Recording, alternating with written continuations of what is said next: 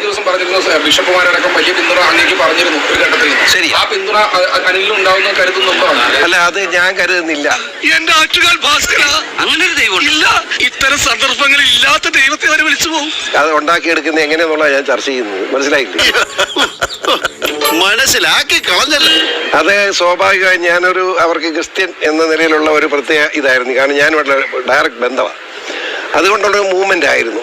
പക്ഷെ ആ മൂവ്മെന്റ് ഒരു ചെറിയ തടസ്സം ഉണ്ടായിട്ടുണ്ട്. ഞാൻ ഈ കള്ളം പറഞ്ഞ് പാരമ്പര്യമൊന്നും എനിക്കില്ല. എന്താ പറഞ്ഞു? ഈ കള്ളം പറഞ്ഞ് പാരമ്പര്യമൊന്നും എനിക്കില്ല. നമുക്കറിയാലോ. മൂവ്മെന്റിന് ചെറിയ തടസ്സമുണ്ട്. ആ തടസ്സം എങ്ങനെ നീക്കാൻ ഇന്ന് രാവിലെ മുതൽ അതിന്റെ ഒരു അനീറ പ്രവർത്തനത്തിലായി, മനസ്സിലായില്ലേ?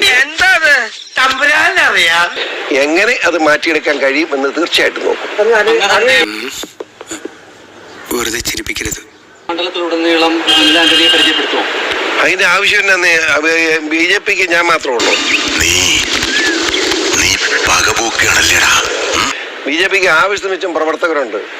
ഞാൻ പോകേണ്ടടുത്ത് ഞാൻ പോവും, പ്രവർത്തകർ പോകേണ്ടടുത്ത് പുറത്തു പോകും. ഒരു സംശയം വേണ്ട, ഞാൻ പോകേണ്ടടുത്ത് ഞാൻ പോകും. സംശയം എന്താ? ചെയ്യാൻ പറ്റും. ഇപ്പൊ കറക്റ്റ്. അല്ലെങ്കിൽ പിള്ളേച്ചൻ നുണ പറയുന്നതായിരിക്കും. അത് എന്നെ അത്രമാത്രം പ്രേമിക്കുന്ന ആളുകളുണ്ട്. എന്ത് ചെയ്യാം? എന്തോ എന്നെ ഇഷ്ടമാണ് ആളുകൾക്ക്. ജില്ലാ പ്രസിഡന്റ്, കർഷക മോർച്ചയുടെ ജില്ലാ പ്രസിഡന്റ് ഫേസ്ബുക്കിൽ പുറത്താവുന്ന സാഹചര്യം അതൊക്കെ വിഷമത്തോടുകൂടി BJP വേണ്ടി കരയാണ്. അങ്ങനെ കരയുന്നവരുണ്ടെന്ന് എന്റെ പ്രവർത്തനം അതുപോലെ നല്ലതായിരുന്നു. അതുകൊണ്ടാ മോനെ സോറി, ഒരു ഗ്യാപ്പ് കണ്ടപ്പോ ഗോൾഡിക്കാൻ നോക്കിയതാ.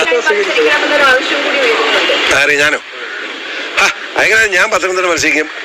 ഈ കൊച്ചെന്നെ ചോദിക്കുന്നത് എന്റെ മാളെ, ഇത് പത്തനംതിട്ട മത്സരിക്കുന്നത് നമ്മുടെ സ്ഥാനാർത്ഥി ഇതായി നിൽക്കുന്നു. അപ്പൊ ഇനി ഞാൻ എന്താ മത്സരിക്കുന്നത്? കണ്ണീര് തുടച്ചിട്ട് പറ, കുറച്ചുകൂടി വിശ്വസിക്കാൻ തോന്നുന്നു.